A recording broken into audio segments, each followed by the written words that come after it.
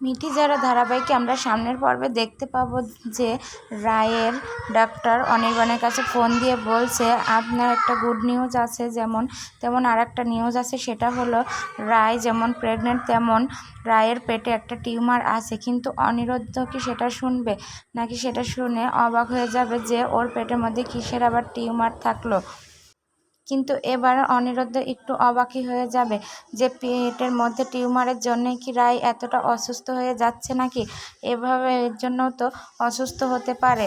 তো রায়ের ডাক্তার এবারে একটা ভালো কাজ করাতে এবারে মনে হয় আর রায় বাড়ি ছেড়ে যাবে না, এবারে অনিরুদ্ধ রায়কে আরও ভালোভাবে রাখবে।